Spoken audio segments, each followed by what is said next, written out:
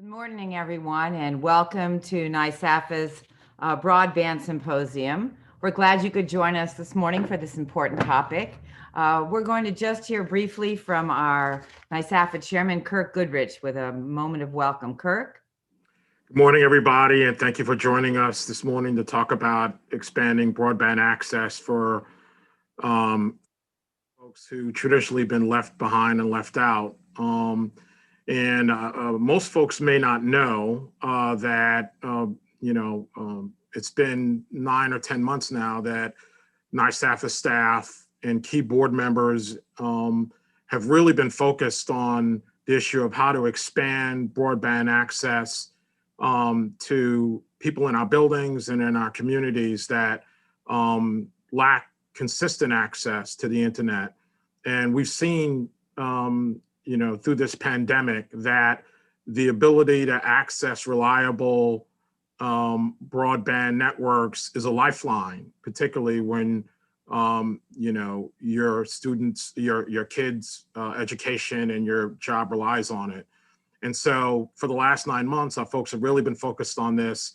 And just so you get a sense of the problem that we're facing, looking at the nation as a whole, 10% of the urban population live without broadband internet subscription.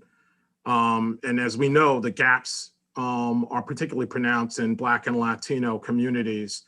And so our focus at NYSAFAH is really to begin with the buildings our member organizations and companies own, and really focus on delivering consistent, affordable internet access to households, and then to go and expand from there. So I don't want to talk much beyond that. I want to give our panelists an opportunity to speak. I want to thank everyone for tuning in. And I also want to thank our panelists for joining us today and being willing to share their thoughts and vision for transforming people's lives by expanding affordable broadband access. Thanks, Jolie. Thank you, Kirk. And thanks to all our other board members who are joining us today, either on the panel or listening in. Just a little housekeeping. This will run to 11 o'clock. We'll have the conversation with the senator to kick us off. We'll then turn to our first panel until 10. We'll have a short break for people to get up, move around, come back for the second panel. We welcome any feedback you have for us. Please get in touch with me or any of the staff or any board members if you have ideas or thoughts about what we can be doing moving forward. As Kirk mentioned, we've been interested in this issue for some time, and you'll hear from the city and state representatives how NYSAFAH has been working to improve broadband internet access in affordable housing across the state. But first, we're going to hear from Senator Shelley Mayer, who is ahead of all of us, having introduced important legislation. And as I should have also mentioned, everybody's bio, including the senators, are up on our website.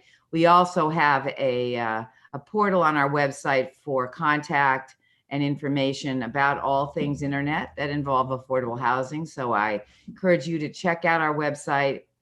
And let's talk to Senator Mayer. Thank you, Senator, for joining us this morning for this important issue. We're grateful for you taking time during, I know it's a busy part of the year for you. You've undertaken important legislative efforts towards addressing disparity in the availability of broadband to students in schools. You want to tell us a little bit about why you believe this is such an important issue and what you're doing to address the problems? Sure. And first, Jolie, thank you and NYSAFAH for having me. Thank you, Kirk. And thank you to my friend Chuck Lesnick, who reached out to me, a longtime friend, and certainly someone who is also an advocate. And I just would say before I get into it that this is sort of the confluence of two of my major issues in my district, which run from the Bronx border on McLean Avenue in Yonkers all the way up to Bedford.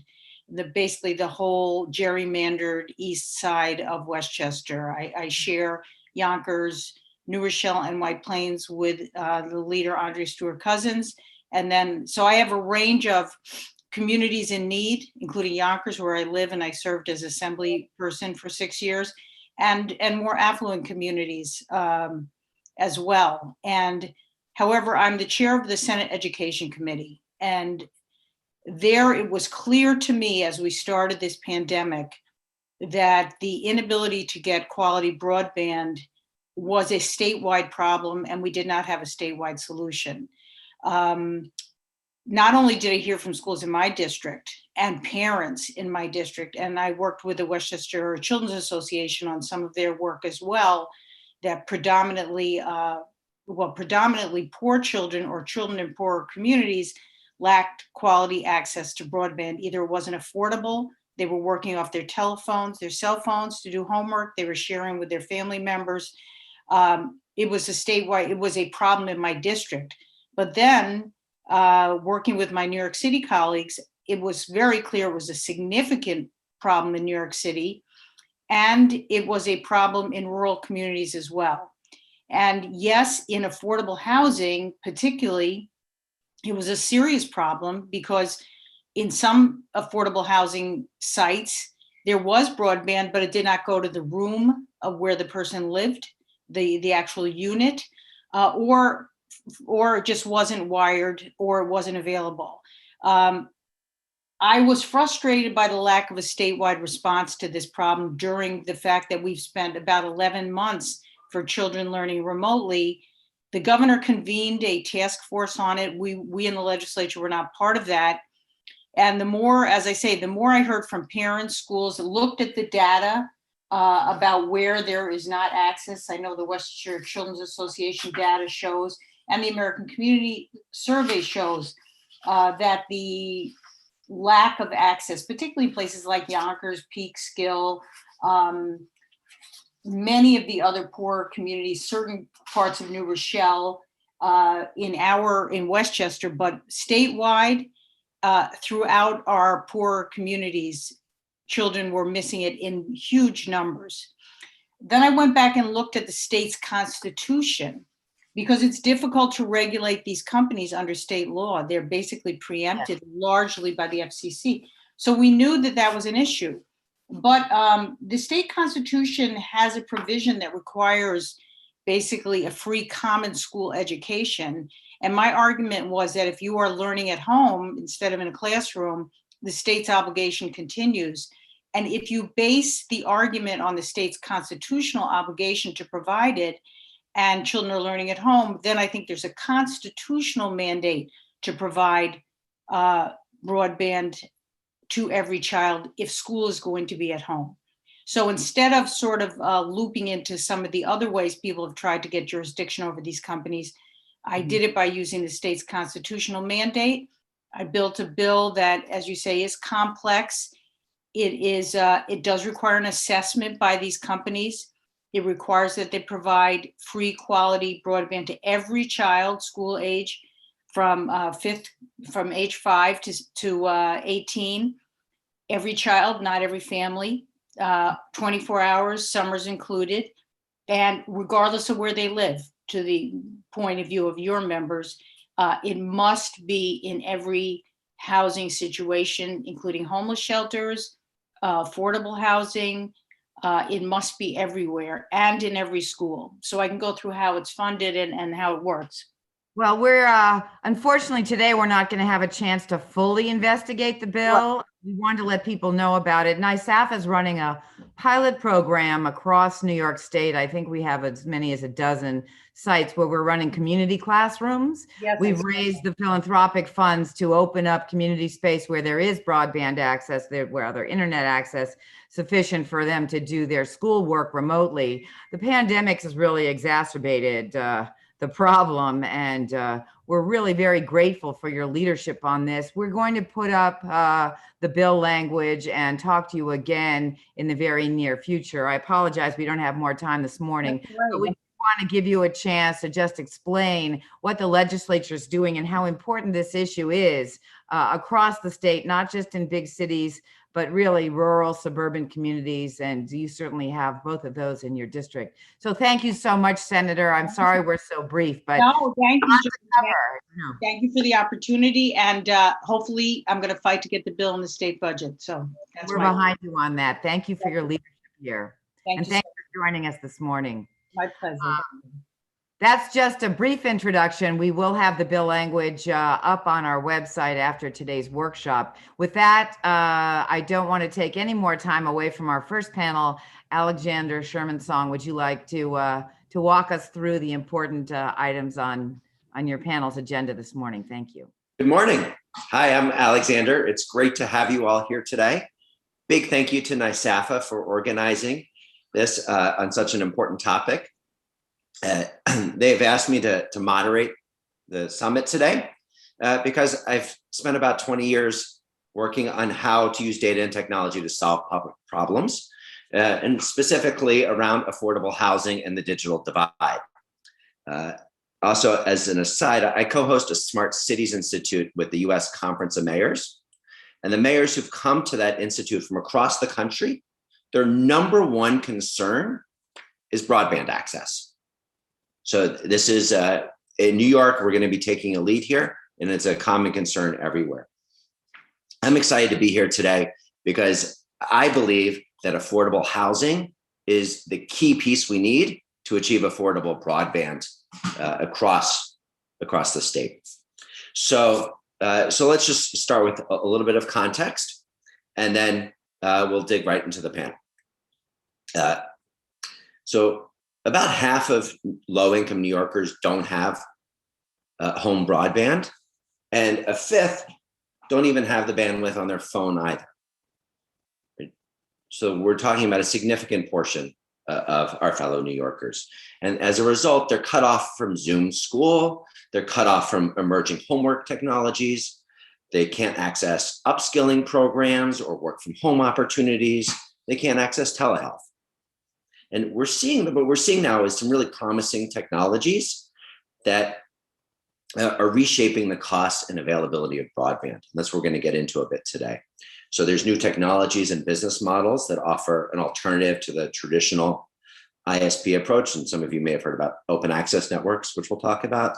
And then the policy changes like the Senator was talking about at the state, the city, and possibly at the federal level are going to change what infrastructure and including what service is required.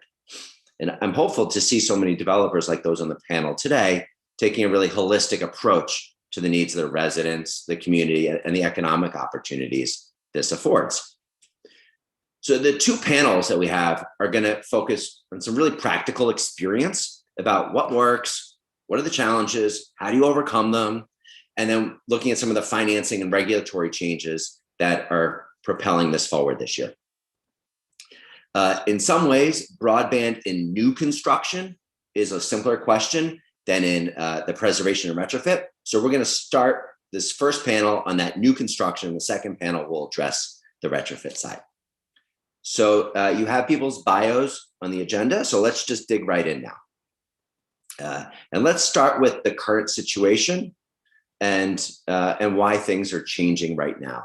And with that, I'd like to ask Brian if you could start us off and talk a bit. So Brian, HPD recently changed the RFP language about how broadband infrastructure is planned and funded.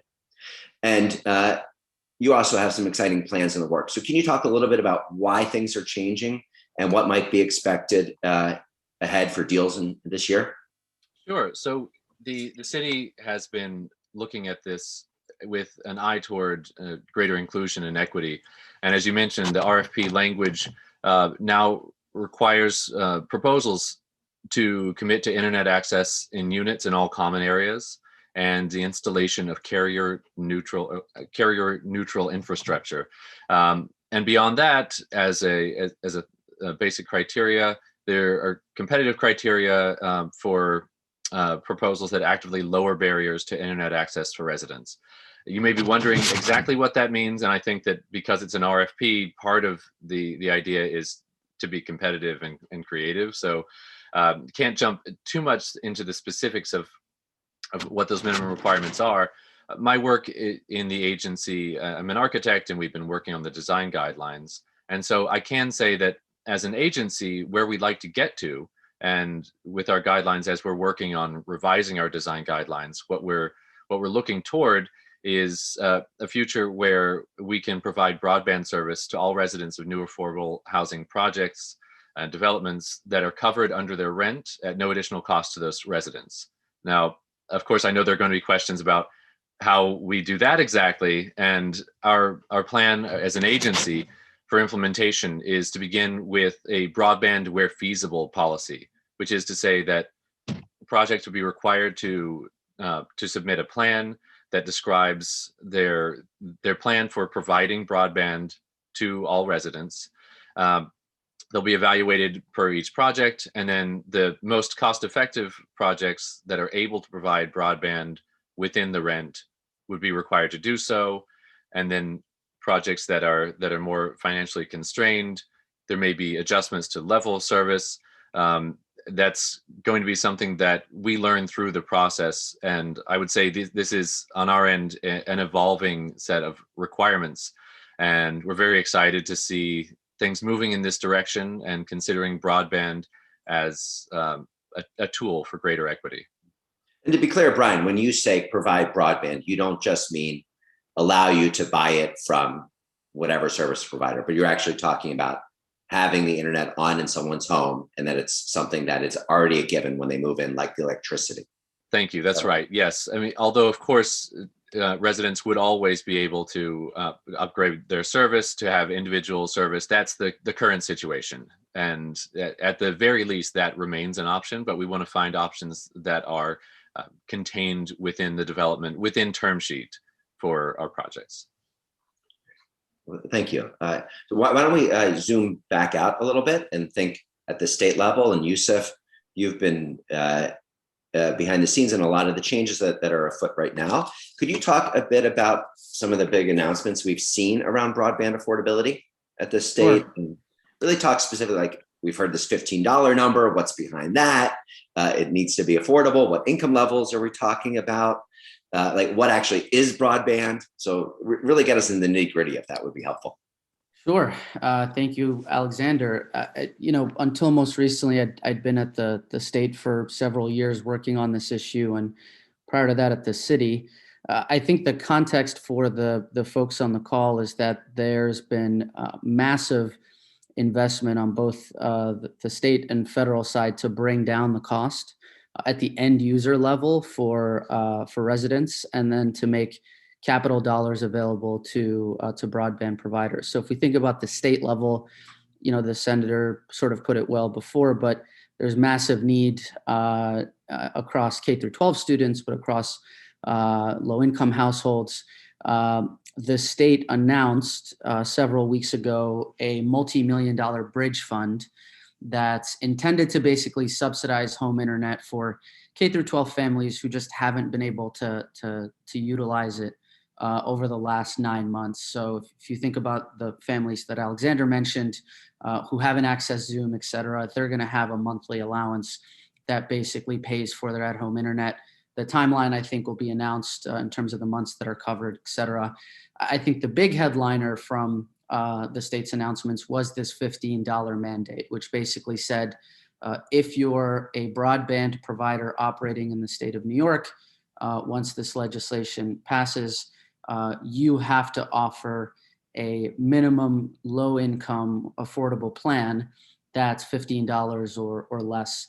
The thinking behind the $15, and this is a number that's been around a while among advocates and others, is that it kind of matches what the market has indicated it can already provide really well and really efficiently on the lower end. So the gold standard plan, the Comcast Internet Essentials plan, there isn't a big footprint in New York, but there's of course a big footprint elsewhere, is around $9.95 a month, right? And it offers, really strong broadband speeds for low-income residents. So this $15 number kind of matches that, kind of matches the Spectrum Internet Assist program that's out there, et cetera.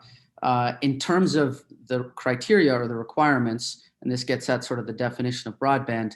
The goal is to basically say a plan that's eligible for this, or a plan that meets these requirements, should hit 25 megabits download speeds, or whatever the existing low income plan speeds are at the particular ISP, whatever's higher among them, right? So you've got certain providers that actually get to 30 megabits download speed and 3 megabits upload, or 50, but the goal is to set 25 as sort of the baseline. I think if you talk to broadband experts, that should be able to allow you to surf the internet at home and have at least one, if not two, call it video sessions happening at once. And again, it gets tricky when you get into the specifics, but you should be able to have folks doing Zoom at the same time. The final piece is around eligibility. So the goal was, again, to kind of say, right now, the affordable plans across providers have different eligibility requirements. You know, some say you should meet this income threshold. Others say you should send, a document in terms of your employment status or whatever.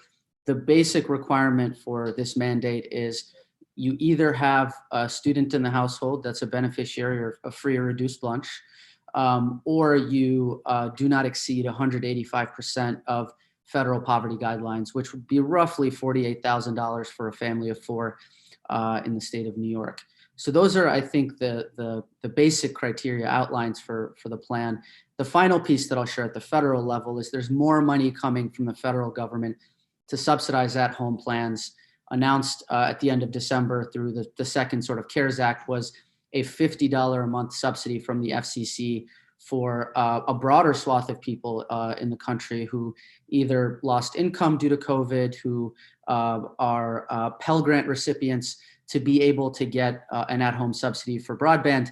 That's supposed to stay on at least 6 months after the pandemic is over. So the headline for folks on the line is there's a lot of money being invested here to bring down the cost for the end users that you all seek to serve. And this is really helpful, Yusuf. There's just a few quick clarifications coming in on our Q&A. So one is, would it be possible over the call to post a link to the legislation you mentioned? Happy to do that. And then just around the package that you're saying is the minimum. Like one, is 25 good enough to really be doing school at home and so on, or do you need more? And two, is this $15? Is that what the tenant would pay, or is that what the building would pay if they're providing it to the tenant? Like, who's that $15? Yeah. So I think the point on the 25 is that it is the bare minimum to really feel remotely comfortable that folks can do video at home. Some advocates would like that to be 50. Others were pushing for 100 megabits download. The 25, I think, was intended to be inclusive of smaller providers, right, who are competing regionally. In terms of the $15, that is what the end user, the tenant, would pay. There's a world potentially, and I think there would be interpretation needed where, the developer or the landlord pays on the resident's behalf, as long as, of course, they verify their eligibility. But again, this is sort of pending legislation that folks are actively working on, but happy to post the link after the call. Thanks, Yusuf. So I think now, given that broader context, let's talk about what do you actually do at this site in terms of what's the technology you put in, what's the business model with your tenants. And so let's look at some actual projects. And I'd like to ask Martin and Prashant, each of you, to really get into the details here. Like, people have heard about the different technology options: mesh, open network, fiber, future-proofing, all these different buzzwords. So what actually have you put in at a specific development? How did it work? What was the challenges you ran into? And what are the lessons you learned looking at future sites? So why don't we start with Martin, and then we'll go to Prashant. Great, thank you, Alex. So we our experience doing free high-speed internet goes back 18 years. The very first building we developed in partnership with Community Access. Actually, the first 3 projects we did, we had building-wide free Wi-Fi, and it was done in collaboration with volunteers from New York City Wireless. Number of years later, we did another in a city and state funded building in the Bronx. We did a a building-wide Wi-Fi system. And we then took a 7-year hiatus because the systems, while they were of value when first installed, that did not last. And there's a couple main reasons. I mean, first of all, what we did the first 3 buildings, at some point the cable companies stopped us from how we were just with that approach. Where we were the internet service provider. And they were not managed systems, and so that meant if the system went down, if someone had problems accessing, there was no one to call. Literally, our building superintendent would reset the equipment if it needed to, but there was no one to manage it, no one to help tenants. So it was providing a service, but it was not something that people could necessarily rely on. And second, for being your own internet service provider, you're responsible for controlling illegal uses. You can have bandwidth hogs that are slowing the whole system down. We didn't have the capacity. And so I would strongly recommend against doing that approach. You can still do that today. Buy your own fiber and distribute it in your building without an ISP, but I would strongly recommend against doing that. We have continued to build computer rooms in our buildings that have high-speed wired connections, computers, monitors, printers. But obviously that's no longer enough. And we've been one of the people advocating that the internet service be underwritten into the affordable housing as a basic amenity, just like water, sewer, or heat. And to be clear, pretty much all of the new construction apartment buildings in New York City have broadband infrastructure. Most often there's more than one, there's generally 2, but people can't afford it. If they could, it's available in their apartments. Since there have been significant developments in technology and the providers of managed systems have emerged, and because it's become more critical to residents, about 2 years ago, we dove back in, and I do want to acknowledge HCR Commissioner Ruth Ann Wisnauskas for kind of pushing me on this. So we have 4 recent experiences. One, at the start of COVID, we installed through the generosity of Capital One Bank, we did a free high-speed wired in wireless internet for a supportive and affordable housing building in the Bronx in the early months of the pandemic. So it was very timely. And that was done through a bulk purchase of Verizon Fios, again, wired and wireless. We also have a building that's going to open later this year in construction that we are installing a managed wired and wireless mesh network with Dojo Networks. DHCR allowed us to underwrite the internet operating costs for that project in the maintenance and operating budget.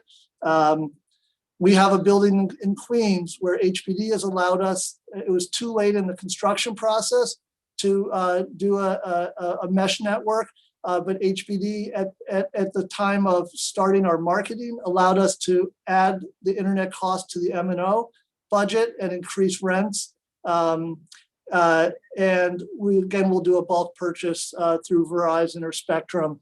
And in April, we're closing on a senior and supportive housing project in Brownsville where we'll install another managed mesh wired wireless system with Dojo Networks. And again, that's an HPD HTC project where they've underwritten the costs, operating costs into the maintenance and operating budget and the capital costs into the development budget. I think that is the most important thing, is underwriting these costs into the operating budget. So I just want to say a little bit about what I mean by a managed and a mesh system and what some of the advantages are for that versus bulk purchasing. First thing about effectively a mesh network means it's the whole building's wired with a network where tenants have access anywhere in the building using the same login. It's also great for Wi-Fi calling throughout the building and important for maintenance staff and repair technicians, as well as for other smart building technology. So basically, everyone in the building has a virtual private network and they can access that network anywhere. In their apartment, they can plug in their smart TV, a gaming system, or computer to any one of their Ethernet ports. Again, as I mentioned, it enables the use of smart building technology, leak detection, temperature sensors, any other technology. We also own the infrastructure, so we put in the entire wiring for that, and so we're not dependent on the franchises that have the monopolies. Although I think there is a downside to owning your infrastructure, though, which I'll mention in a minute. The other great advantage is it's immediately available. No account to set up, no technician to visit. You literally come in, you get your login when you move in, and you have access. There's also significant redundancy because of that mesh network. If one access point or port fails or has a problem in the mesh, all the other access points pick you up. Unlike if you have a system of independent routers in each apartment, where if your router goes down, you lose your service, you have to wait for a technician or other service. It's also less expensive than the bulk purchase. I do think there's some reasons, and the bulk purchase literally means we go to Verizon Fios or Cablevision or Spectrum and say we want to buy on behalf of the entire building internet for everyone. And so in all these cases, we're providing 100 megabits up and 100 megabits down. In the newest case, because we're locking in for 5 years, we're providing 200 megabits. Not that you need that today, but in 3 years, we're not confident that 100 will be enough, and definitely not in 5 years. Some of the advantages of doing the bulk purchase over the mesh is that it's less work. It's definitely less work on behalf of the sponsor. You can switch to that approach right up to marketing, and I would encourage people to explore what we did. The AMIs had gone up since we closed, and so we could add in the Wi-Fi and still be within the marketing bands. And so you could do that very late because it's not changing the infrastructure that Verizon and Spectrum are already putting in all of our buildings, whether we use it or not. They're putting their backbone distributed through our new construction buildings. There's also no upfront costs, so that's another advantage. There's no capital cost for the sponsor. And I also think there's the potential for it being more future-proof. All of our systems that we're putting in are set up to be the managed mesh systems we're putting in are set up for gigabit service. And using Cat6 wiring. However, while it can get us to a gigabit, when that's not enough, our wiring that we own that's carrier neutral will be obsolete. And where the Verizon's bringing, with Fios is bringing fiber into the building, and they're bringing fiber through microducts to our apartments. And so their system may be more future-proof. I think one of the challenges is we just don't know. It's impossible to know what's going to be the smarter move when we look back 5 years from now. We know from our past experiences, 5 years in, our systems were completely obsolete, and we really want to be mindful of that. I want to say one other thing is that we feel it's very important to offer wired and wireless. The biggest bandwidth hog today is streaming video. And by giving residents a place to plug in their smart TVs or their video game systems or their computers for streaming is important, because things slow down when lots of people are competing for the Wi-Fi signals. And so the best systems these days, which means it'll be even more so as speeds increase in the future, the best systems are one where you can access it wirelessly and you can plug in. And for us, when we're going to government and asking for funds, or we're going and asking to raise the rents in order to provide this service, we think it's important to have a real top of the line system that people will be able to rely on, not just today, but in the coming years. We're also still doing computer rooms that have printers and bigger monitors. We're also doing education on using it, and we're providing Chromebooks. So I'm going to stop here. I'd be happy to talk about how we actually specifically wire the buildings and the technical side of it. But I'd like to let other panelists go. Thank you. Thanks, Martin. That's a pretty amazing overview. Just one quick question for you. At the beginning of your remarks, you talked about illegal use and you talked about the managing, and there's a bunch of questions that have come in about security and privacy with respect to the mesh network. Can you just talk about, is that a concern? And if not, why isn't it a concern for you? It's not a concern. Everyone has a virtual private network. Again, if there's definitely privacy issues when we were not having a managed system. And so to give people examples, what would happen, if someone was doing illegal downloading, we as the ISP would get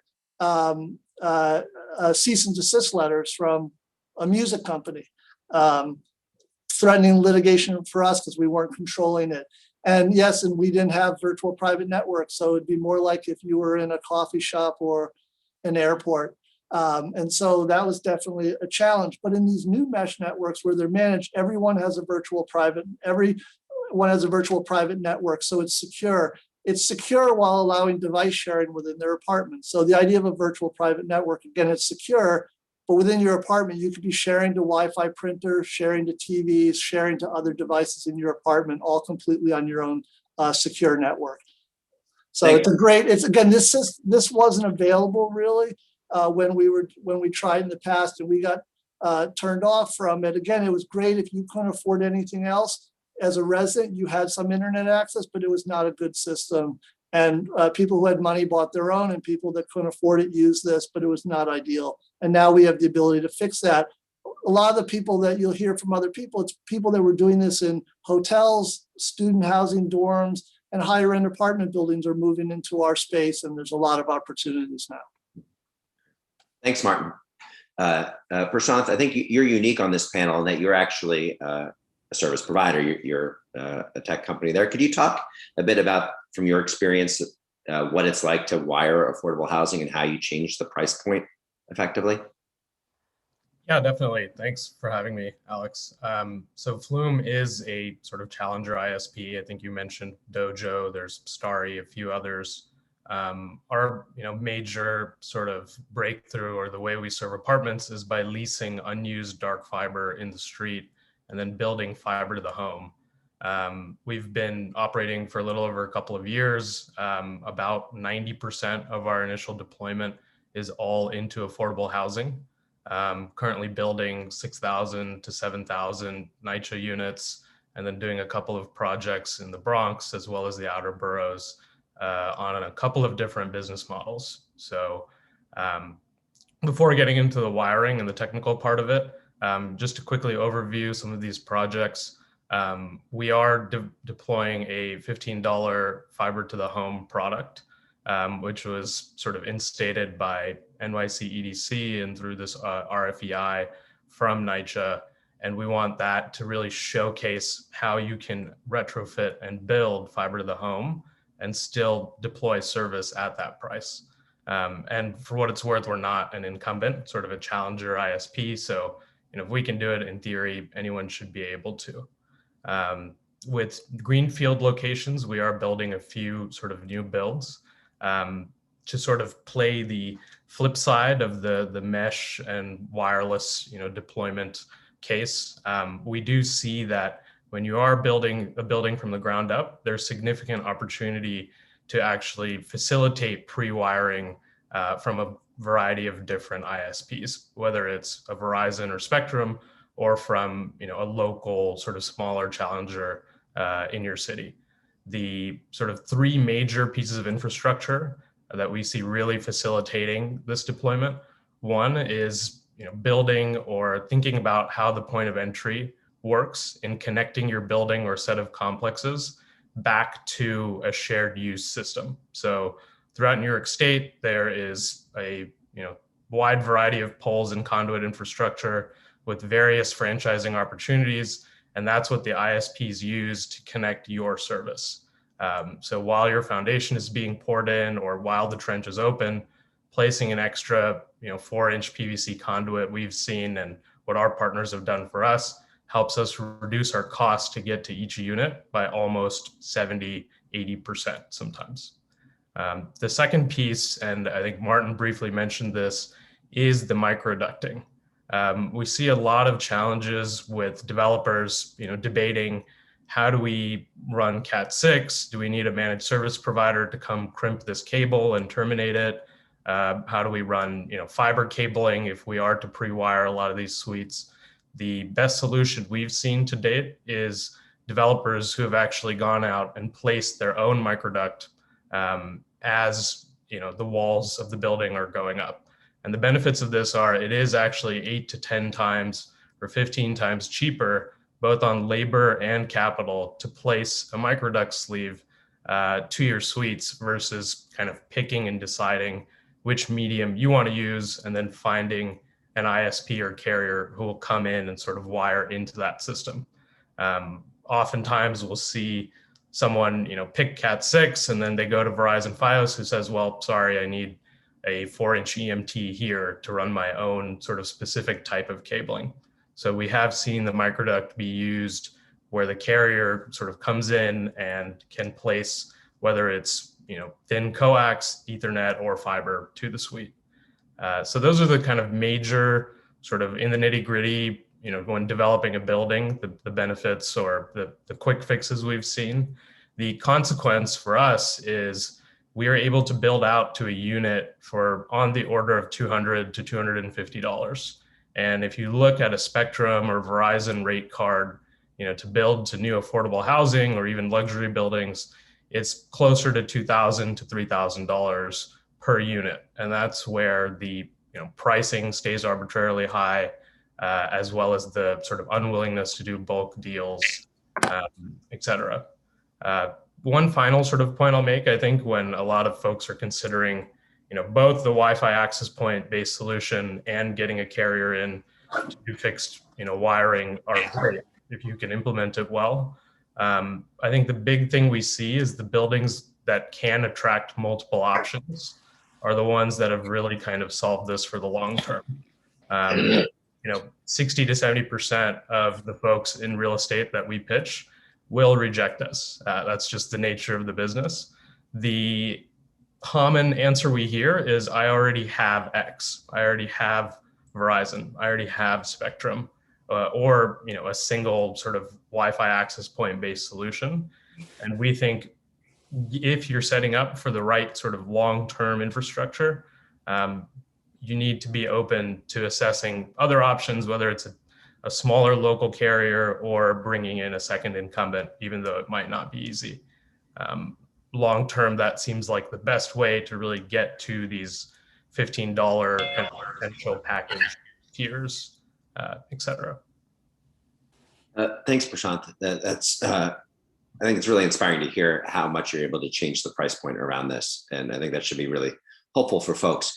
Before we open up for questions, I want to turn to Kevin and to Mark and just hear from your experience. Are there pieces of this you'd like to elaborate on as you see the challenge from the developer or the architecture perspective? Should I go? I'll go first, I guess. So there are just a few things to add because a lot of stuff has been covered. One is that at least in New York City, many of the walls inside a building are concrete. And so wireless doesn't always work that well.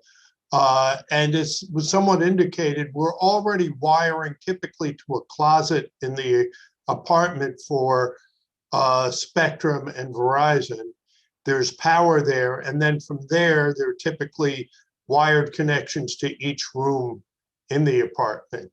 So we have already got the power in the closet, potentially running microducts, because typically Verizon will supply microducts that then the contractor runs. You could run another one, and typically they're run to either the trash room or an electric room on each floor, where then there's a vertical connection. So that should be fairly easy. The one other thing in preparation for this panel, I looked at the history of cabling. And in the 90s, there were new cable standards every year. And then it slowed down. So basically, Cat 6 is 8 or 10 years old. And yes, there are different things out there. But as the technology has matured, the change is slower. With that, Kevin? Sure. Thanks, all. Great panel, and shared a lot of the frustrations about how to develop our building. So real quick, we just completed Energy Square in the city of Kingston. It's a net zero for living. So we have gotten ahead of providing utilities within rent, but not fully cable just yet. It's 57 units, mixed income, mixed use in Kingston, a population of 24,000. So we are partnering with Kingston Equitable Internet Initiative. So this is a philanthropically supported effort to provide a local wireless network that's going to be built, owned, and maintained by the community. Its intent is to provide access to the internet, but to also do community building, provide collaboration, and really try to create some new educational and job pathways as well. It's about achieving digital justice and equitable access with this premise of digital stewardship, to really try to train people on how to develop, build, install, and maintain these systems and also is looking to provide a minimally invasive approach in terms of the oversight, who's watching what everyone is doing. So it's a hub and spoke design. Radio Kingston has a tower. They're shooting to the top of Energy Square. We're hardwired down to into tenant units. And so we've been up about 6 months. We're still adjusting. Again, this is a citywide effort. They're providing free internet right now to, and in perpetuity to the affordable housing at Energy Square and a couple of other buildings. And I think the challenges are still about where they're getting their internet from tier 1, 2, or 3 providers, what they're paying for it, and adjusting the bandwidth as well. And it involves the partnerships with Radio Kingston, Allied Media Projects, and their affiliates, Detroit Community Tech Project and Community Tech New York. And so I wanted to share that initiative this morning.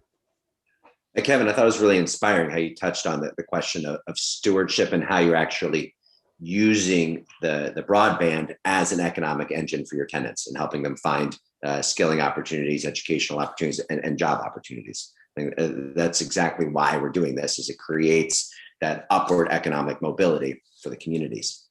So we're going to have, we have a few minutes now for Q&A. I encourage you, please stick your questions into the Q&A on Zoom, and we'll find the ones that have the most energy around them and share those with the panel. The first one I'm going to ask is around where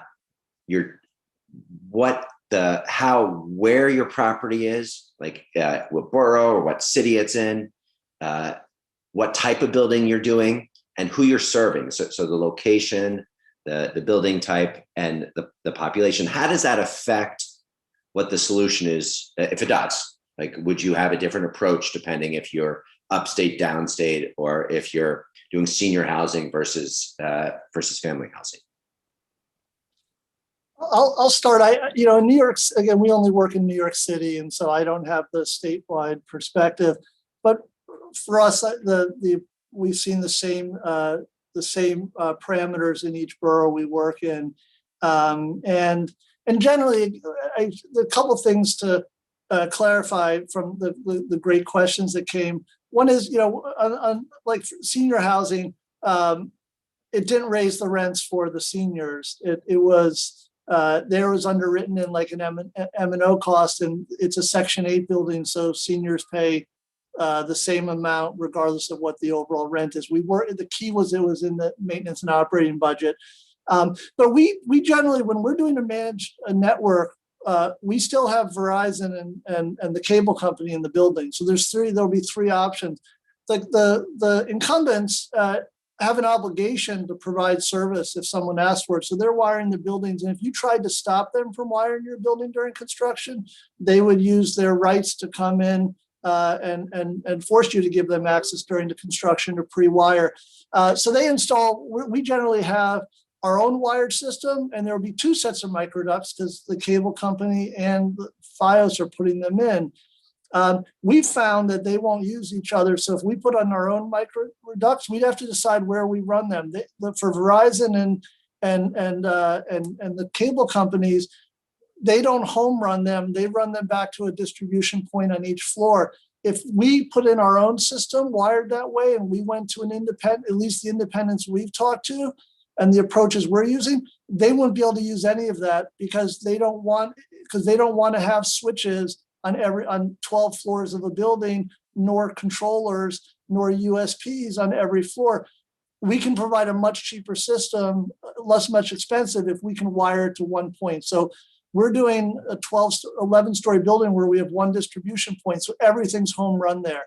Now that would be very expensive to do with microducts, and it would have changed the cost parameters. But for us, we haven't seen any difference in the boroughs. The size of the building and how many distribution points we have is a factor, and the economies of scale obviously is a factor on how cost effective this could be. But I think everyone can price this. You can go out to a Flume or a Dojo, or you can go to the incumbents, and you can price this with everyone and decide what's best for your building. Thanks, Martin.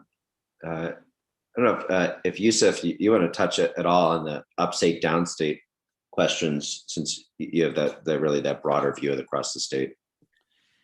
Yeah, I mean, I think the upstate, downstate questions are just much more around the market opportunity that providers have identified. I think it's clear when you look at coverage data that a lot of providers, sort of neglected parts of upstate just because there wasn't a sufficient density to justify capital investment. But, at the end of the day, right, folks are trying to use the internet for the same thing.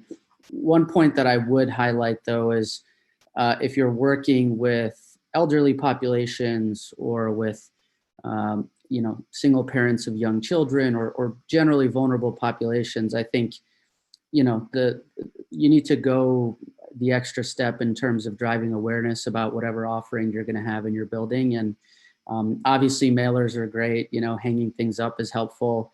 But I think we've seen, even among the fairly generous offerings that some providers have put out during COVID, that uptake can be really low, partially because the providers and residents don't have the greatest of relationship in terms of previous experiences with service, but also just because I think residents in these segments require higher touch, whether it's someone doing a quick knock on the door and sliding something under the door, whether it's holding webinars, things that again are a little bit higher touch, so that you don't build this fantastic network into your affordable housing development that folks don't take advantage of. So I would say building it is quite important and pricing it is quite important, but the adoption piece through digital stewards or otherwise is going to be important on an ongoing basis.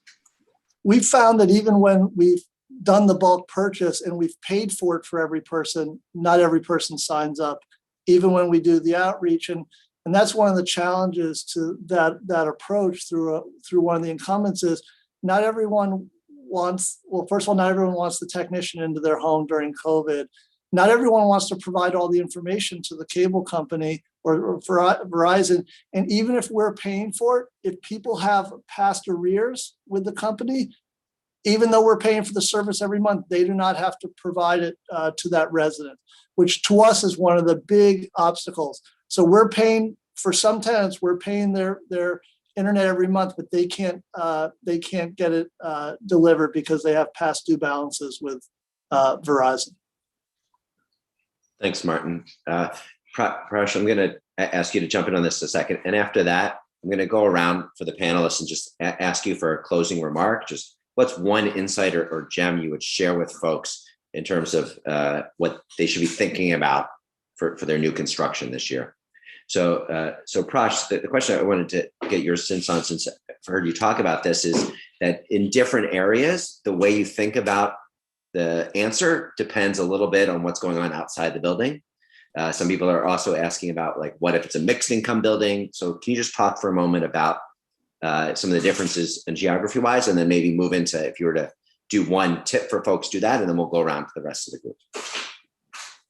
Sure. Yeah. So, a lot of our focus is in New York City, Long Island, but just speaking geographically in different parts of New York, the state has basically, a couple of broadband management authorities that decide how to franchise out and create shared use infrastructure outside the building.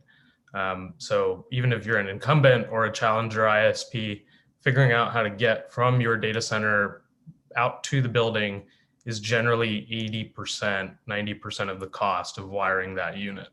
The sort of more forward-thinking tracts of land and cities or geographies that are doing it right have a sort of shared use infrastructure. And in New York City, it's the Empire City subway conduit system that can get franchised out, and bringing connectivity to a new building along that system is relatively easy and inexpensive for most carriers. When you go to somewhere that's, doesn't have this shared use infrastructure, where you are doing a licensing agreement with a Verizon or, a lot of the outer boroughs, for example, everybody pays Verizon a make-ready fee per foot. And so that cost can often be sort of pushed back onto the developer or the building owner. And I think, there's a lot of sort of smart minds at the state level looking at this and trying to create more shared use infrastructure, but that definitely does affect some of the pricing and availability. Thanks, Prash. So we have just a couple minutes left. So I'd just like to hear one nugget. What's a sentence or a 30-second nugget of what people should be focusing on this year. And so Mark, let's start with you. Okay, so this is 1.5. So in the last year, we've all realized how critical internet connection is and that it isn't a luxury, it's essential. And with that, my one nugget would try to be as flexible as you can, because the future is hard to predict. And if you've built in flexibility, that should make it easier to deal with the unpredictable. So flexibility, thank you. Kevin, what's your insight here? Clearly the equitable access, trying to work this system to provide the access and then the opportunity to get into this whole business line, and I think is key going forward. Thanks. So let's focus on equitable answers. Brian, you started off. What's your nugget here for folks? Kevin took my answer, unfortunately. I would say keep in mind the reason we're doing this. Equitability and inclusion are critical for the city, for the state, and this is such an important and overdue project for us to be taking on. Thanks. Yusuf? Yeah, I just say pay attention to what's happening at the state and at the federal government. Subsidies are coming, investment and grants are coming from the FCC. So there's going to be money on the table that will be doled out through the states. Thanks, Yusuf. And Martin, closing word. Yeah, so I meant to say this at the very beginning. I know that every developer on this that's listening to this webinar wants to do this. I know that's everyone wants to do it, and I know it's overwhelming. And there's so much technical information, and there's so many different options, and that can be paralyzing. And my message would be: don't let the perfect be the enemy of the good. What's most important is that we not wait. That we do it in your buildings now. Do it in the ones that are going to close this year. Figure out how to add it into the buildings that are in construction. It may not be perfect. We may learn that we made some mistakes 5 years from now, but we can't wait. We can't wait around to see that everything's worked out before we start doing this. Do it this year. Thanks. So there you have it. We need to focus flexible, equitable, inclusion, keep a lookout for new investment sources coming, and just do it now. So big thanks to our panelists. This has been tremendously insightful. Thank you, thank you, thank you. And with that, we'll turn it back over to NYSAFAH for some remarks. So welcome back. So at the first session, we looked at why broadband access is changing and how it's being incorporated into new construction. But as our panelists, as many of you know, the challenge is in a way even greater when we're looking at preservation and rehab of existing housing. Absent a financing event, like how do you justify the expenditure? If tenants are already making do with their phones or whatever options they have, how do you know they're actually going to opt into a new service that you're offering? Some building types might make it hard to actually do the retrofit and put in the installation. So that's the challenges we're going to be grappling with here. And so given that it is so hard, I'd like to just actually go through each of the panelists and say, why did you want to be on the panel specifically around retrofits in this question? And maybe we can start there with James. Thank you, Alex, and thank you to NYSAFAH for having me. My job at the agency is to develop innovative financing ideas to further the agency's mission. So obviously, given those technology challenges, given sort of the landscape and how these technologies are financed into existing buildings, I think this is an opportunity, to listen to the type of models and learn too about how and what type of technologies, we can both innovate with, but also sort of how we can finance them as well. Thanks. Aaron, why did you want to join us today? Great. So Aaron Meyerson, the Deputy CTO for Broadband for New York City. I'm here and wanted to join because I do think that the existing building stock and, for example, in New York City, HPD's preservation portfolio is some of the hardest to connect. Your volume is going in and out a little bit. Sorry, is this any better? I'll try that. The preservation portfolio and existing buildings are indeed where the vast majority of New Yorkers currently live. So focusing on that building stock and that population is my core job and core focus. And so it's great to be here to be able to talk to everyone about what we can do to address that marketplace. Thanks, Aaron. And Spencer, what prompted you to join the panel today? L&M has been very focused on, as many of the other speakers, on getting access for everyone to high-speed internet. As things have been, as the need has been elevated through COVID for online schooling and online working, we've been doing a lot of research to try and figure out what we can do both for our new buildings but also, more importantly, our existing portfolio of affordable housing. And so we've explored a number of different methodologies and thought we could share what we've learned to date and it's helpful for others. Thanks, Spencer. Avi and then Noah. Yeah, thank you guys for having me on the panel. I'm Avi from Unity. One of the things that's come up that's actually quite interesting is a lot of people talking about the cost to install and retrofit new buildings for high-speed wireless internet. And at Unity, one of the things we've been able to really crack with L&M together is how to create internet for tenants that is affordable in retrofitted buildings and existing buildings. And I'm looking forward to sharing our learnings and thoughts with everyone as well. Thanks. And Noah, what brought you here today? Great, thank you. I'm going to give a brief little background because it's really, in many ways, this panel is a result of sort of a decade of my own life and work experience. So I started working in economic development, the public sector. That's when I first became sort of digital divide aware more than a decade ago. That was back in my home state of Colorado. I'm probably one of the few non-New Yorkers on the call today, so thanks for letting me call in.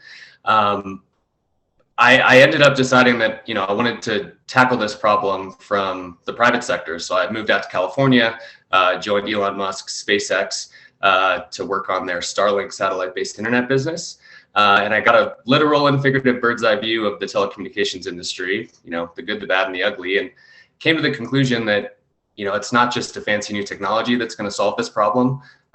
It's really a combination of sort of public, private, and nonprofit leadership to sort of reset the playing field, learn from, the incredible results and experiences and painful blood, sweat, and tears lessons learned of folks like Martin, who we heard from on the last panel, and help put together a playbook using a platform to convene folks, just like NYSAFAH, like we're here today, to really reset the way that this problem gets solved into the future. Specifically why retrofits, just as was mentioned, so many of our current residents, for affordable housing folks in the state of New York live in buildings that are already sort of here today. And as I think as we'll hear from folks like Avi and other, innovators like Prashant that we just heard from, there are ways to actually address this problem very quickly. And we can make a big difference very quickly. So I like to focus on how to make sort of big impact quickly and scalably. And I think that actually the existing housing stock with the right playbook and the right sort of partners, which I think are all on this call today, we can make a big splash and make New York a real leader in this space. So thanks for having me. Thanks, Noah.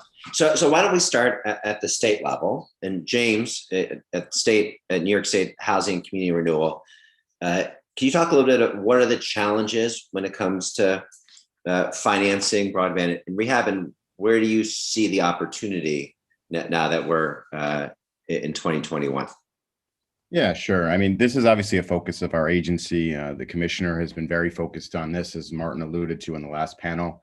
And obviously this is a, a massive focus of the governor as well. I mean, I think on the New York State's broadband website, they kind of put it best when they say that broadband is as vital a resource as running water and electricity to New York's communities. And it's absolutely critical to the future education and safety of our communities. And I think the challenge that we end up with is underwriting it. And how do we look at a cost structure that works? One of the things in the governor's housing plan and what we've done at the agency is very much focused on, supportive housing, senior housing, housing for the formerly homeless. And I think those are a lot of, examples where there aren't excess cash flows built in with regard to that. So in some respects, we're income constrained. But it's also sort of looking also, at the disparity that's been talked about. We service the full state, and a lot of the sort of overbuilt fiber that's happened in New York City is the exact opposite. And we have a tremendous amount of underbuilt communities. But that also sort of gives us hope, because a lot of our buildings, are anchors to communities, very impactful on the upstate places that we build. In addition, obviously in New York City. But I think, as was alluded to last time, the ability, to sort of overcome these challenges, look at innovative financing tools. A lot of our projects have, regulatory agreements in place that would allow for us to perhaps do even recycled volume cap into some of these transactions to sort of, if we wanted to go and retrofit them. But the answer is that, a lot of folks alluded to in the last panel, this idea of infrastructure and broadband being infrastructure. And I think that at the end of the day, that's what we do at the State Housing Agency, is finance infrastructure, affordable housing infrastructure, with highly rated tax exempt bonds. So in fact, even versus some of the existing telecoms, we actually have a funding advantage in some cases if this becomes something we want to fund, including the fact that this can be, fiber can be included in tax credit basis. And so I think that there's a lot of opportunities. And I think this is where, we at the state can sort of look to partners who are thinking innovatively. And I think this is like super exciting. I think the state is going to be working with NYSAFAH sort of to help us develop a framework through which we should be thinking about these things. Obviously, the lens of the whole state and how do we serve the communities that we already do. But, huge challenges with regard to sort of making sure we can close the digital divide, even for our existing buildings. But, a lot of really smart people are thinking about that, and that's what's exciting.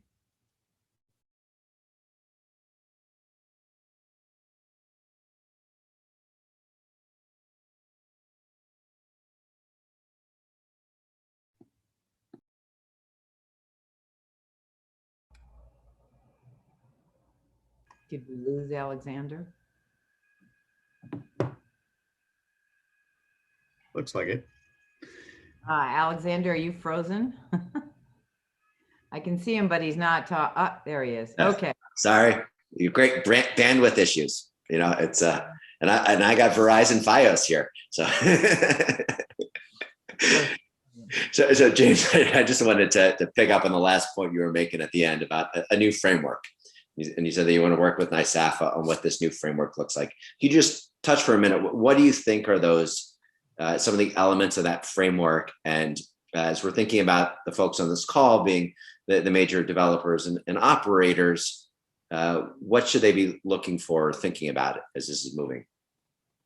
Well, I think it's, cost is vastly important along with quality of service. And I think that, the ability to sort of develop underwriting certainty.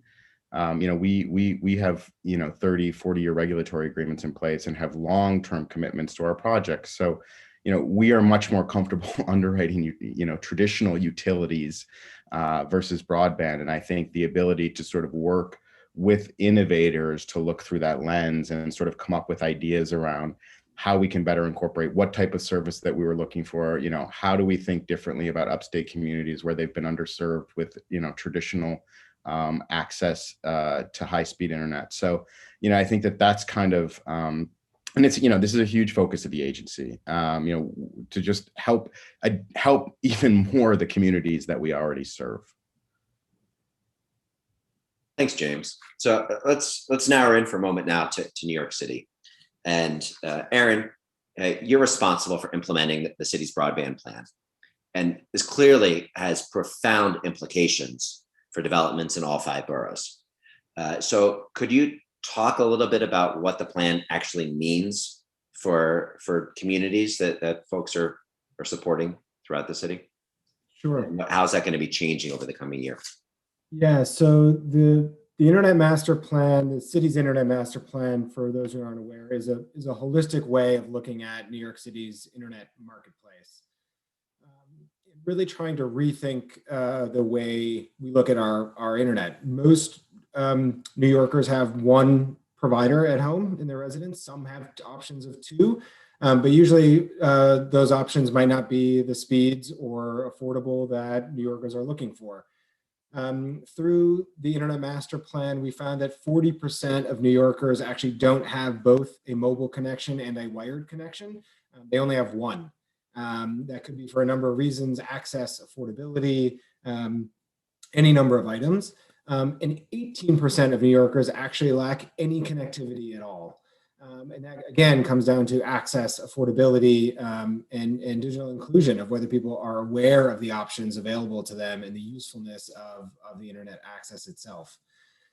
So the Internet Master Plan is designed to do a few things. One is focus on infrastructure. We know that the hardest hit areas of the city, underconnected areas of the city, are underconnected due to the high infrastructure costs, and it might not make sense for providers, from an ROI perspective, to build out to those areas and provide service. So first off, we're committing $157 million focused on capital infrastructure. Could be conduit, fiber, aerial equipment, but focused on the target neighborhoods that are underserved. When I mentioned 40% of New Yorkers are underconnected and 18% are unconnected, those are very focused, not very focused, but there is a geographic discrepancy, certainly.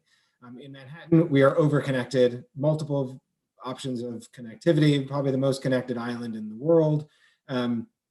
Other parts of the Bronx and Brooklyn and Queens have zero connectivity options from a business standpoint, and very limited options from a residential standpoint. So the issues in the city vary by neighborhood.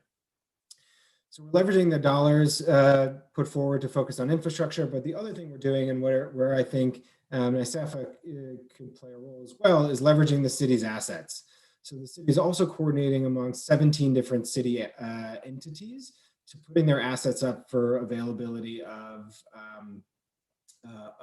placing equipment, to sort of making our rooftops, our space available on our schools and police stations, and everything that we have at our ability to bridge that gap. And I know that Flume is still fading a little bit. You're still going in and out of it. And I know that Flume is a partner with NYCHA on this, which is great, and we're looking to expand that as well. So what does this mean for New Yorkers? Is that really a new ecosystem of players? We are looking for new providers focused at the neighborhood level to focus on those specific issues. And I think that's where thinking it holistically as a whole city is a lot to bite off. But when you look at neighborhood by neighborhood, community organization, digital inclusion partnerships, at that level, it makes it far more attainable. And that's what we're really focusing on. I think thinking towards NYSAFAH, trying to move from sort of building by building to sort of portfolio wide. How can we think about the entire portfolio of affordable housing in New York City as an asset to leverage to bridge this divide, not individual buildings? So I'll leave it at that. So I love that you're now thinking about the entire housing stock, and that's exciting. You're thinking about real system change here. But that said, it's still operated, right, site by site. And you mentioned that there is an infrastructure disparity in the city, and that's why there's the city government's putting a major investment in this infrastructure. So if I were a developer, how would I know if I'm at a site where that infrastructure is good to go and I can start doing some of the things that we heard about in the first panel? Or how would I know if I'm in one of these infrastructure deserts, so to speak, and I need to wait for Aaron to come in and fix things for me? So how can I tell where I'm falling into the infrastructure availability? Yeah, so it's really hard. There is no universal map showing where all the connectivity lies. We know that it lies in our major thoroughfares, but as noted, every building is going to be different. Every single building could be different, and you can have two buildings right next door to each other that have very different levels of connectivity. And that's why part of our office is not just about building out infrastructure, but working with community partners to promote the options that we're going to be bringing forward. So awareness and digital inclusion and digital equity like has to go hand in hand with what we're doing. Because people don't know the options that are available to them. They don't know the pricing packages that are available to them. They don't know the digital literacy classes that are being taught at the library down the street are available to them. They're not going to be leveraging it as much in their homes. And so I think that communication strategy has to go hand in hand with what we're doing. And Aaron, so you're encouraging us to think not just the infrastructure, but also the social side, which is I think that exactly. So why don't we actually now get into a specific example and hear a bit about like what is the technology, how do you retrofit, how do you end up paying for it, and how do you address some of these social questions? So Spencer and Avi, you've been working together. Why don't you walk us through really in some detail what the retrofitting is, like what the technology is, what the financing is, and how you actually are getting people to use it. Sure. So I'll leave the technology side of it to Avi, who's more fluent there. But I think as we first started looking at this, we talked to a number of different people that had different approaches on the installation. Some people were looking at just putting the wireless nodes down the center of the hallways. We had concerns. We have a lot of block and plank buildings in affordable housing about whether those signals would translate through the corridors into the far reaches of the apartments well and really provide a comprehensive service. And then, I would say that the vast majority of people looking at retrofitting existing buildings operated on that methodology just because you didn't have to get into people's apartments. The other approach would be a very invasive approach of going in and really running new wire to where the Verizon and Spectrum boxes are in buildings, but working that out and coordinating that with all the different tenants also seemed a bit cumbersome. So where we landed was sort of a hybrid where we are running the Cat 6 down the ceilings of the corridors and poking a small hole through the bearing wall just inside the tenant's apartment and putting the wireless node just inside on the ceiling, just inside their apartment. And that allows the installer only needs about 10 or 15 minutes inside the apartment, have the wireless signal being emitted within the apartment. There's the potential to run an Ethernet cable into that if you want a hardwire connection. And then the other thing we were just concerned about within the hallways was vandalism of people, hitting the emitters, and so now with them being just inside each apartment, there's accountability for what happens to that piece of equipment. And then if we decided to do that for all of the units right up front, whether the people choose to purchase the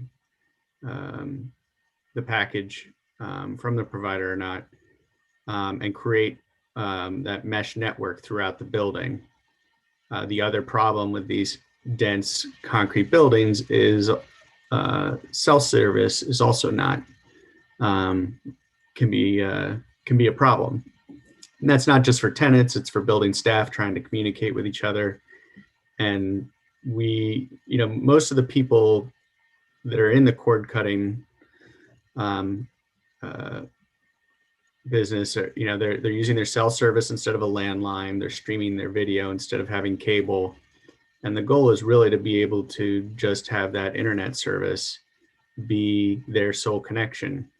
And so if we can boost their cell service and get them high-speed internet access for a very affordable price, that's our achieving our long-term goals. Saudi, I'll defer to you. Avi, you want to build on that a bit and Yeah. talk about it from an ISP perspective? Yeah, happy to. So one of the things, and I'll give a little bit of background on Unity and what I think makes it a little bit unique is it's been touched on before that a lot of these providers come and they're focused on getting to the end user, right? Getting into the apartment. We took a step back and we started looking at the buildings as a whole. Buildings today, there's no more, they're going to be smart buildings. Buildings today are smart, whether it's cameras, HVAC systems, sensors for water. These are all critical infrastructure needs that a building has that from an building infrastructure perspective are not met. So we came with the focus of how can we solve this problem for the building? And as a result, how can we then provide better internet at a more affordable price to the tenants? And we came upon a combination of business model and technology where we're able to reduce the cost of our installation while providing all these services that an internet provider needs to provide that aren't being met. And things like that were touched upon, different levels of service for different communities. If you're in an elderly community, it's going to need to be a little more high touch, whether it's helping them connect their facts or explaining to them the different internet options. And if it's in a more millennial or younger community, the level of support, being focused on being text first and personal is an example of how we're able to really work within these frameworks with the building and understand the building's needs to then provide for the tenants. So I think that's one of the uniquenesses that we bring. And then if I'm going to build upon what Spencer was talking about and what's been said here before, the way we actually do that, and it was brought in the early panel by Vishal, is that there's a lot of commercial fiber in the streets that people don't know about. And the big issue, the big challenge that's happening is these companies, they just want to bring the fiber to the building and walk away. We have started partnering with a lot of these companies and introducing them to the residential market, which is a market that they don't look at all. And by looking at portfolio-wide opportunities and statewide opportunities, we're building on the promise of, yes, one building might not be the most profitable building for you, but if you look at it across the whole portfolio, if you look at it across all these buildings, now you're talking mass scale. And I think that's where one of the uniquenesses from a business model perspective that we're able to bring in, while automating a lot of the back end with software that we've developed that allows us to reduce our expenditures. So everything from, most of the support we do is automated. Being able to monitor and maintain the system 24/7 with software reduces our overhead costs, allowing us to really bring that cost down to the tenants. And that's really been our goal. And with working with L&M, we've had a lot of opportunities to learn and really understand their buildings and their needs with the tenants. And we've come with some pretty cool use cases, whether it's, a building like he was talking about, where we went into every unit and we pre-wired the units. So, if you think about it from a 2-year, 3-year, 5-year perspective, right now that tenant might not want to use us because Verizon's giving them a great deal. But next year, when they jack up their prices, we're there, we're installed. We don't need to come back. We don't need to send a technician out. It's ready to go. All their systems in the building are can be connected at any moment. And then we've done projects where we've been able to really understand the financing side and break down the costs and put it into whether it's a rehab project that they're doing and fold it into that budget, which allows us to reduce our costs even more to the end user. So could you build on that a little bit? Can you talk how is the retrofit actually financed for these projects, and what does that mean for the price point for the end user? Yeah, so we, going back to where we see the building as a building, and one of the things we look at is the partnership. So we always like trying to put our own investment in because that aligns us with the building. And what we've been able to do, so when they're doing retrofit projects or rehab projects, there are state funds or just construction funds available. And by understanding the different needs of the building, whether it's, okay, you want to have a network layer for your cameras, where's that budget coming from? If we can run wires while they're doing the rehab of the apartments, that can reduce our costs. right? And then each project is unique, which is what's so exciting about this, that there are always ways to be flexible within this space. Thanks, Avi. And Spencer, I want to come back to you for a second. You described a very specific installation that you found to be a cost-effective approach for the retrofit. Do you feel like you've nailed it? That's the model, and now it's just kind of cycling through your portfolio, or is there still learning and exploration as you look at each new site? Well, I think we will always keep learning and exploring. I think the A answer was discussed in the last meeting or the last session, where, if you can be running these wires during construction, if the cost of the infrastructure can be tax credit eligible, and if the operating savings, if the cost can be built into the M&O day one, that's the best scenario for everyone. Because there's a number of ways to structure these packages and these financing so that, the landlord can pay for, I think the most expensive package is going to be when Avi installs all the hardware and basically has to take all of the client risk on his own, spend advertising dollars and try to attract customers and compete with Verizon and Spectrum, which that part shouldn't be too hard these days. Or the landlord could pay for the installation, and then Avi doesn't need to finance the installation costs and can offer a more competitive price. And then the best case scenario is where the landlord pays for the installation, gets tax credits on it, and also goes and says, look, I'll guarantee you a base package for 100% of the tenants. The landlord will pay for that. And therefore, you don't have to worry about advertising, marketing. You're going to get, 100% coverage instead of maybe 40 or 50% coverage. And so what's the price how good of a price can you get me there? And Spencer, this is Jolie. Can you just mention a moment about NYSAFAH's group purchasing plan and how? Yeah, it was heading right there. So we're on the same page.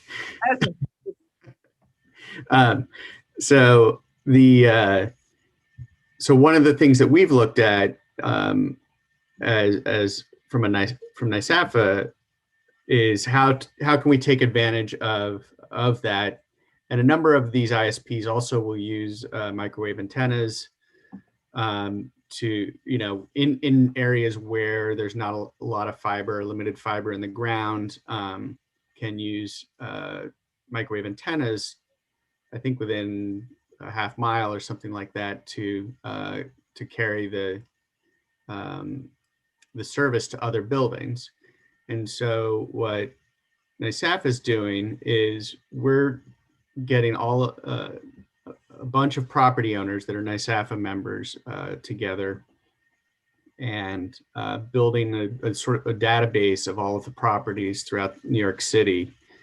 And for those members that are interested, we're going to segment all of the different NYSAFAH properties by neighborhood and issue an RFP for each neighborhood, so that a provider can come in and be able to make a proposal for services within, East New York, or within Crown Heights, or within Melrose section of Bronx, and basically bid to be the provider of that whole group of buildings, and be able to take advantage of the proximity of those buildings, even if they're under different ownership. So that's something that we're looking to launch in the next month or so. We're still gathering the different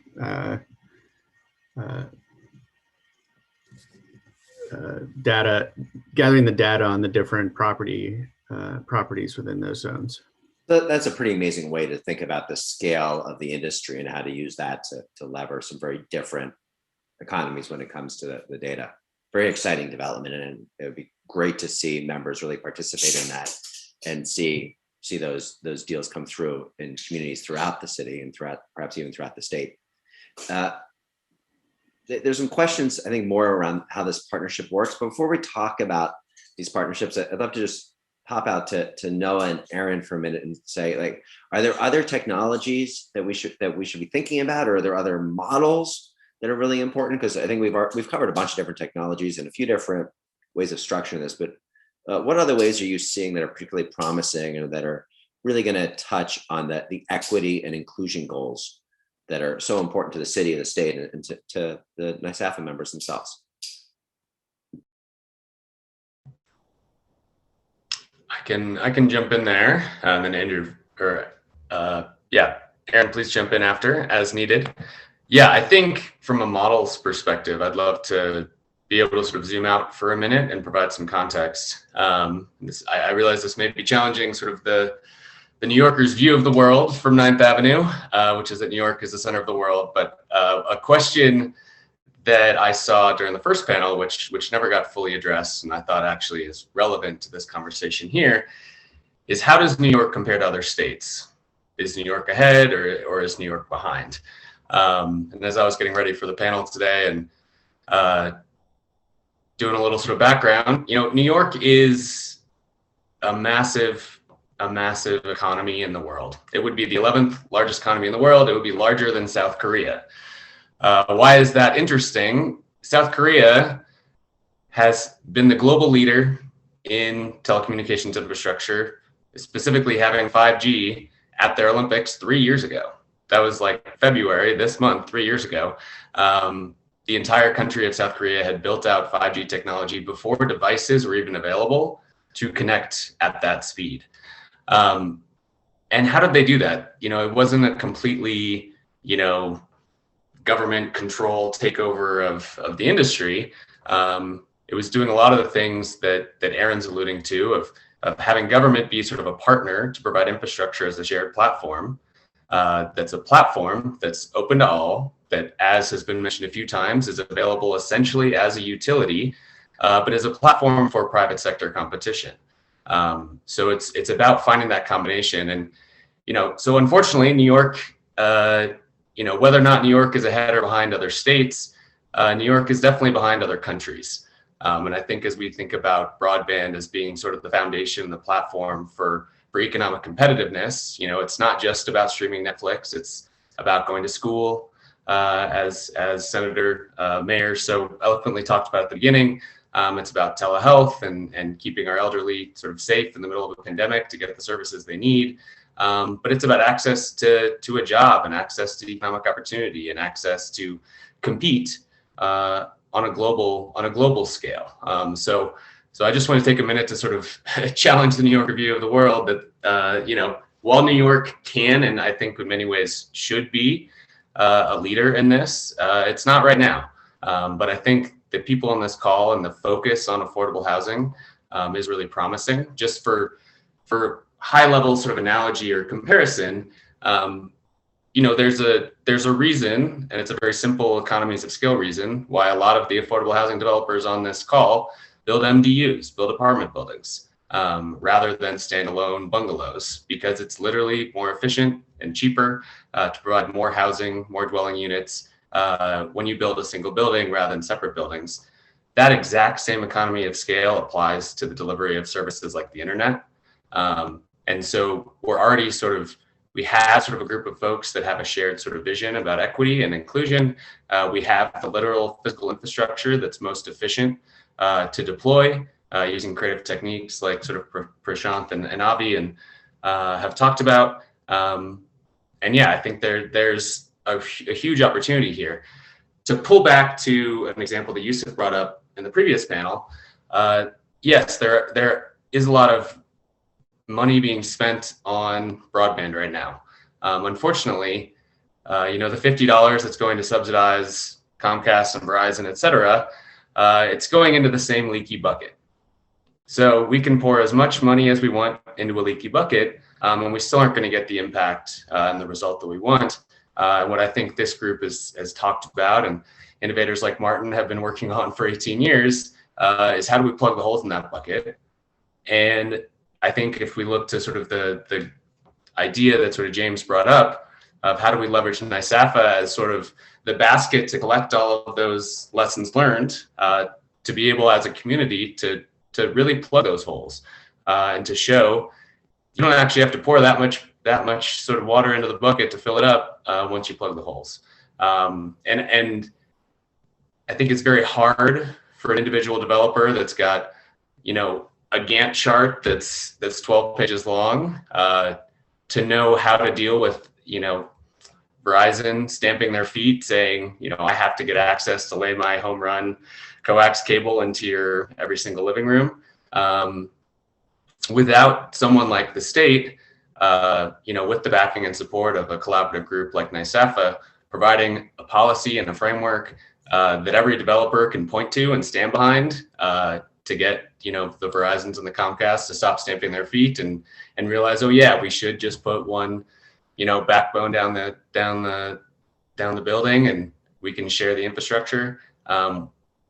I think it's a service that NYSAFAH, you know, is really well poised to provide to its members, to help the state put together that sort of framework, so that we can stop the stamping of feet and have more common sense implementation that makes New York, you know, a real center of the world for this. So in essence, no, what you're talking about is a shared infrastructure that's common. It's not just owned by a telco, but it's shared and it's open access. And that's a model that I think, Aaron, you've actually built into the city's broadband plan, if I'm right. This open access model as a key thing. So could you just touch on, are there any specific ways of thinking about the broadband in a retrofit, technology, financing, ownership of the infrastructure that we haven't touched on yet that you think are important for people to focus on as we look at this year?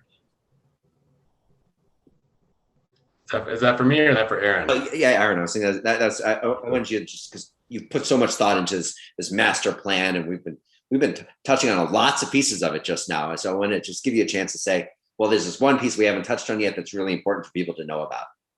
I think Noah touched on a lot of it, which was great. Certainly we are. I think you got quiet there again. Certainly Noah just touched on this, that no. Can you hear me? No. Okay, I'm sorry, Aaron. That hopefully your voice will come back soon, and we'll get to hear from you in a minute. So I want to there's a lot of this is hinging on partnership.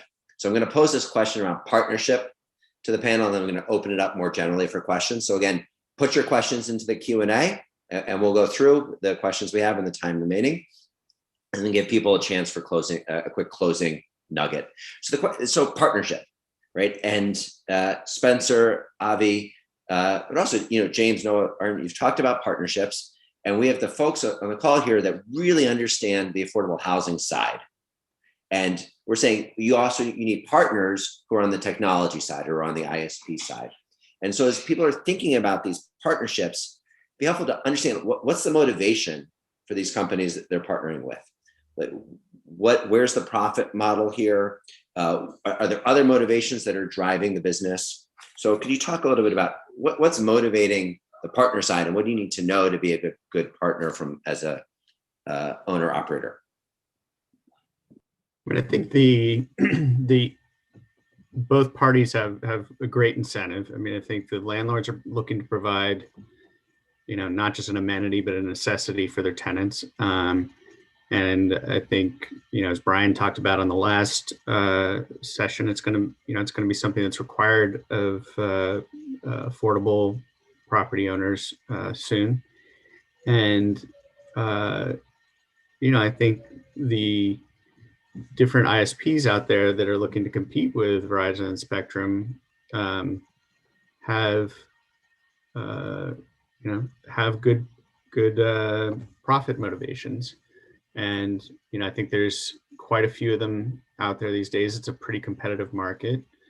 And I think people will be looking for both quality of service, but also customer service. I think it's going to be a really important piece of this. How happy are the tenants once this stuff is up and running? And that's, I think, the next piece that will be very telling as all of these folks come online. how quickly are they resolving issues. And so I think that's going to, like title companies and things like that, that's going to be probably the name of the game. The pricing will all probably come into a pretty level field, and with a few bucks here or there, and we'll see who's provides the best customer service at the end of the day. Alexander, I just want to mention, much the way NYSAFAH has been working with HPD, HDC to include the infrastructure and the pricing in the contracts. Remember, affordable housing is a public-private partnership here. The state is in the early stages of working with us similarly to include the specs and the price plans, and seeing how you heard from the senator, government can make sure that there's access through affordable housing, not just for the infrastructure to provide the service, but also looking at how do we underwrite the cost of these programs as part of the rent. So I think as much as private industry can step up, I think New York State and New York City have coming a long way to meet us in a place where it's regulated and it's part of what the expectation is of how we provide housing to our low-income residents. So I just wanted to give a shout out to the city and state for the work they're doing very aggressively to make sure that this is part of underwriting. Right, exactly, and that creates the framework that we need for success on this question. And so thank you to James and Aaron and HPD and the others that we've talked with. So maybe just before we take any other questions, Avi, could you just talk a bit, like, as you're thinking about a partnership on this, does it have to be a long term? Is it exclusive? Is it non-exclusive? Just like from your perspective, what makes the partnership work? Yeah, I think the big part of the partnership is alignment and looking long term. So we at Unity, and especially with L&M, we've had talks and we've been working through how do we make this, not just 1, 2, 3 buildings, but long term and even, past further than we can see. And part of that is really looking at the building. And we talked about being flexible in the building and making infrastructure that's scalable for the building. And it's one of the things our team has been really, really focused on, being able to incorporate, whether it's microwave technology, point-to-point, fiber into the building, and combining all those technologies in one, so we can actually provide all the solutions to the developers. And if we're talking, as you mentioned, on the NYSAFAH portfolio or neighborhood-wide, trying to work from a software perspective and a provider perspective and making that happen across the neighborhood at an affordable price. And we talk, our incentive, of course, money's always an incentive, but when we think about the bigger picture, it's there's so much going into building and there's so many ways to make this efficient.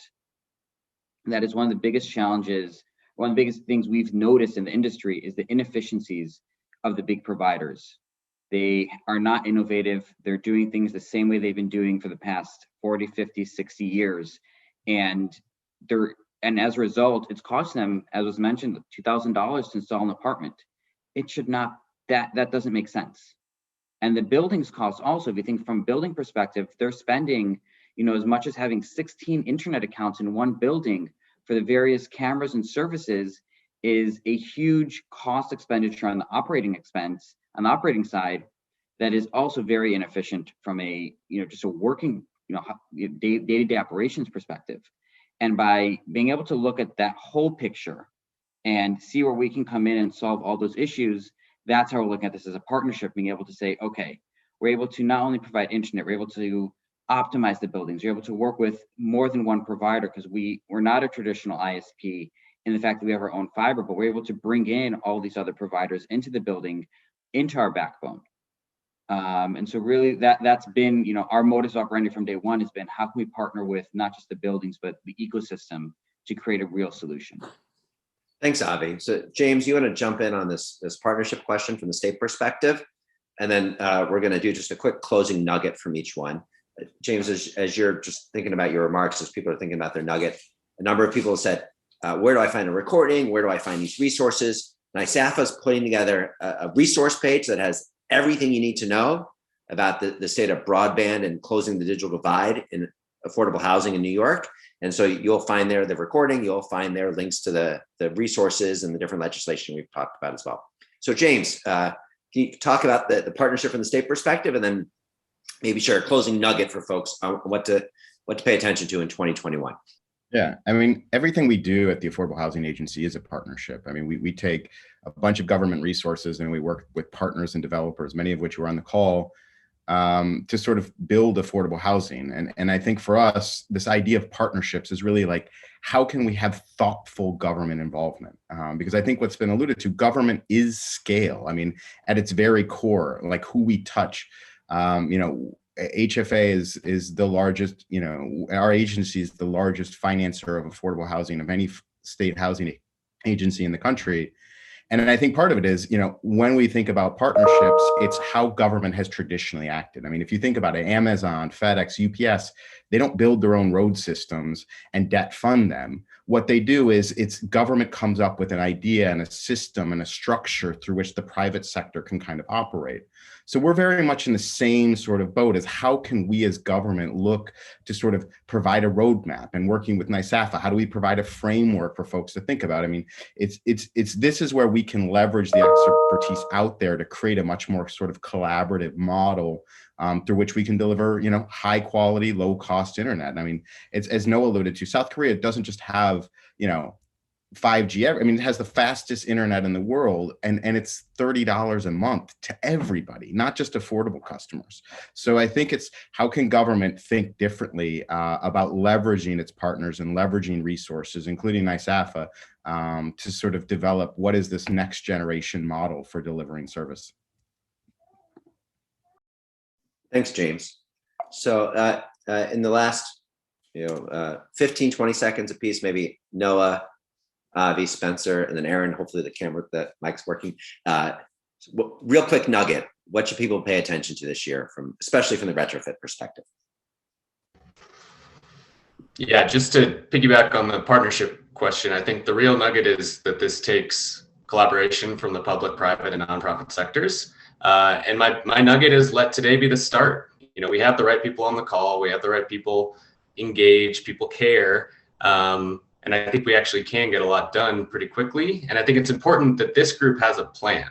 The incumbents will keep stomping their feet and say, oh, this is a disorganized group. I think that NYSAFAH is a great convener to put together a real plan with real policy frameworks that will, be backed by partners at the city and state.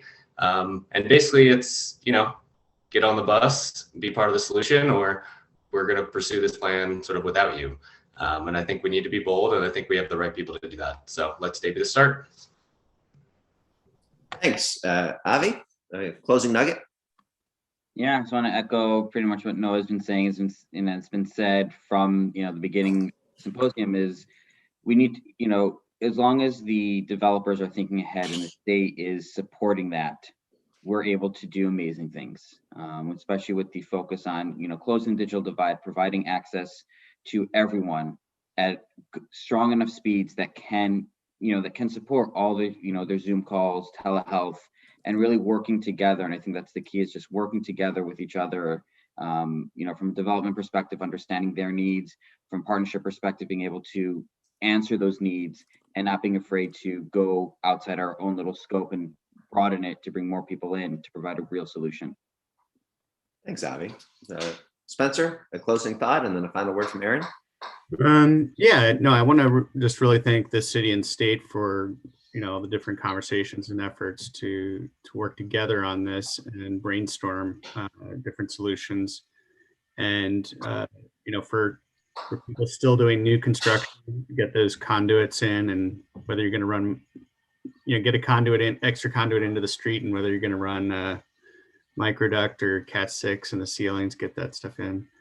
And on existing buildings, I hope existing property owners will join us in this effort, NYSAFAH-led effort to RFP out these neighborhood ISPs.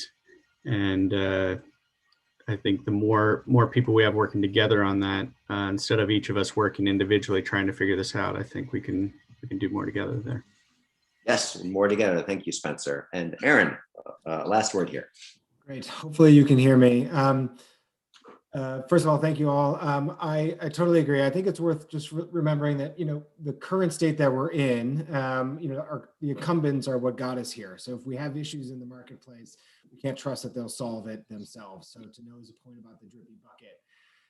And I think just the other thing I'll say is I like the idea of the bulk purchasing, aggregating the demand across these portfolios creates leverage. And we should be using that leverage to bring in new providers like Unity and Flume into the conversation and play a bigger role. Because I think that creating a new ecosystem, creating the new marketplace, the more providers we have, the more options we have, the closer we are to actually closing that digital divide. And it's going to have to be a group effort. Thank you so much. Panelists, you've been amazing. I must say, I'm walking away really optimistic at this point. I've heard a number of ideas that are working, a number of examples that are working, and I'm hearing an energy around a partnership from the city, the state, NYSAFAH as its glue organization, and then so many different players. So I believe 2021 is going to be the year that actually changes what affordable broadband means in affordable housing. And with that, let me give it back to Jolie. Thank you so much for having us. Thanks everybody for your participation. A special thank you to all of our panelists, and please everybody take good advantage of our website. We'll continue to update things, and we'll be getting back to our members on all of our upcoming events. So thanks very much, and we'll see you at our next event. Thanks.